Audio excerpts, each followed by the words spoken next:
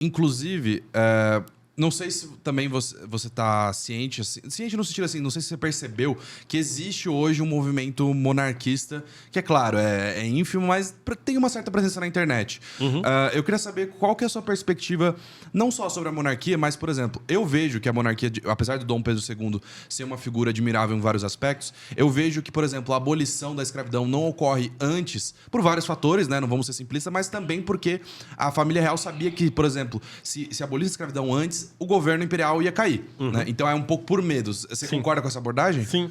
Então, assim, para responder a sua pergunta, que eu dei uma volta lascada, né? Então, não, mas é assim que é legal. Esses fatores todos concorrendo para que a abolição acontecesse. Então, assim, entre 1880 e 1888 foi o ponto alto da coisa. Sim. Então, a própria família imperial perde o medo de se pronunciar, apesar de que, em 1867, Dom Pedro faz a primeira fala do trono, exigindo do parlamento que eles discutissem a abolição. Tinha muito medo, por exemplo, da guerra que estava acontecendo nos Estados Unidos, a Guerra de Secessão. Sim. E o fantasma do Haiti, né? Então, da Revolução Haitiana. Da Revolução Haitiana. Então, tudo isso era uma coisa... Então, os caras... O Dom Pedro morria de medo de aqui a coisa se resolver desse modo. De uma forma revolucionária, né? E não conservadora então, assim, também, né? Precisamos resolver isso aí. Então, ele, em 1867, na fala do trono, ele fala, nós temos um problema que a gente precisa resolver, que é, né, o problema do elemento servil, como eles falavam antigamente. Legal. Então, ali na década de 1880, aí eles... Agora vamos para cima. A ponto da Princesa Isabel fazer passeata com os filhos, né? E tal. Eles criam um quilombo abolicionista lá no Leblon.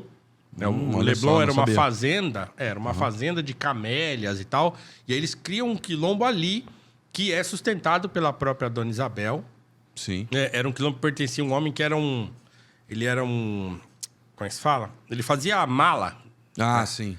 E aí eles... Eu esqueci o nome dele agora, mas enfim. Escravos que fugiam iam para esse quilombo. Né? E eram acolhidos lá e sustentados lá e tal. Ou, né, na semana da abolição, por exemplo... Era um quilombo protegido, digamos assim. Exatamente. Protegido pela própria Princesa Imperial. Ou você vai encontrar... O quilombo do Leblon é famoso. Né? Famosão, assim. E aqui em São Paulo, de Jabaquara é bem famoso também. Olha aí. Então, o fato é que todas essas coisas vão concorrer para a abolição. Então, mas houve influência inglesa? Não. Nesse momento, não. Então, até onde a Inglaterra influenciou ou foi contra a escravidão do Brasil? Até o fim do tráfico. Sim.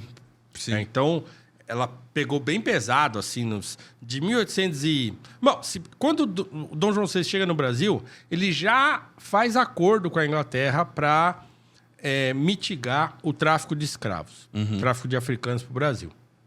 Isso não vai ser obedecido, vai virar tal da lei para inglês ver, porque não vai funcionar. Assim. Então, só vai começar a funcionar de fato, né, depois da Bill Aberdeen, que é lá uma lei que a Inglaterra impõe de falar, qualquer navio que a gente vê aqui no Atlântico, nós vamos afundar. Vão derrubar, Então, se torna uma coisa mais impositiva mesmo, e aí, 1850, o último acordo é assinado, e aí a coisa começa a funcionar de fato, assim, claro, com outra exceção.